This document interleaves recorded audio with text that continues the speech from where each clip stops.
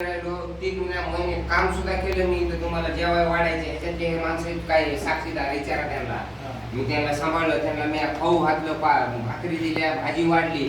पण एक ध्यानात ठेवा, इथं हे एसएमटी सेंटर म्हणजे काय साधी गोष्ट नाही. तुम्ही आज तुमच्या जिंदगी वाचली आहे नाही.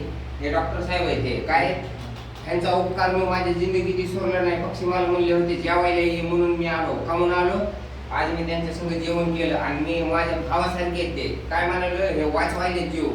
तुम्ही तुमचा प्रश्न बघा, काय तुम्ही घरी जाता मारता भांडणं करता, त्याने काय होणार नाही. तुमची माय इतके पैसे घालायले, तुमचा भाऊ इतके पैसे भरायला, तुम्हाला त्याची किंमत नाही राहिली. काय नाही राहिली माहिती का?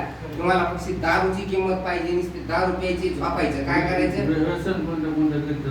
आम्ही दारू पितो, गांजा पितो, बिड्या ओढतो,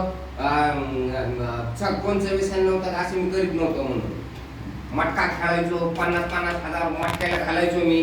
पण ज्यावेळेस पासून मी ऍडमिट झालो आणि त्या पहिली गेल्या वर्षीच्या धरुडीला मला ह्याने उचलून आणलं होतं डॉक्टर साहेबांनी. तरी सुद्धा मी बरं का 3 महिने राहिलो, 3.5 महिने राहिल्याच्या नंतर इथं 2-3 महिने मी काम केलं त्यांच्यापाशी, त्यांचे पैसे फेडले मी.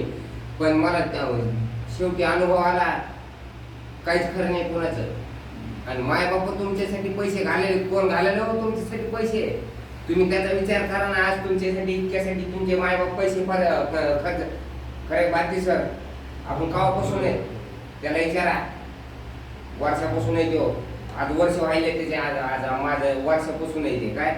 पण जगायला तो तुम्हाला जगण्यासाठी इथे टाकले, मारण्यासाठी टाकलं नाही. काय उपाशी राहू नका, कोणी काय करू नका. तुम्ही उपाशी राहिल्यावर काय तुम्हाला भेटणार नाही आणि तुम्हाला सुट्टी भेटणार नाही. उपाशी राहताना तुमचे दिवस वाढते, खा सुखात राहा आणि मस्त तुमचे घरचे चांगले झाले तुम्हाला घेऊन जाते.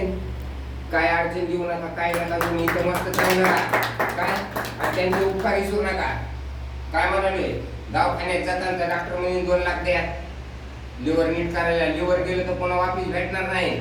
काय म्हणाले, लिव्हर गेलं तर वापिस भेटणार नाही, काळीच गेलं तर वापिस भेटणार नाही. पण इथं तुम्ही आज तुम्हाला 3 महिने 2 महिने तुमचं जे आज तुम्ही बंद करू शकत नाही. तुमची आज बंदी झाली ना 2-3 महिने इथं ठेवल्यामुळं, आज तुम्हाला गॅप पाडा तुमच्या दारू पिण्याला. ह्या गोष्टीचा तुम्ही विचार करा. काय करा होईल तेवढं. माझं म्हणणं एवढं काय, बंद झालेली गाडी चालू करायची जर असेल तर 2च पर्याय असेल. एक तर भंगारावर काढ लागती, नाही तर गॅरेजला लावावं लागते. बघा तुम्ही तुमच्या पद्धतीने विचार करा.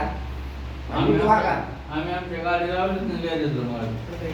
पण आता गॅरेजला आहे, पण हे गॅरेज लय भारी आहे.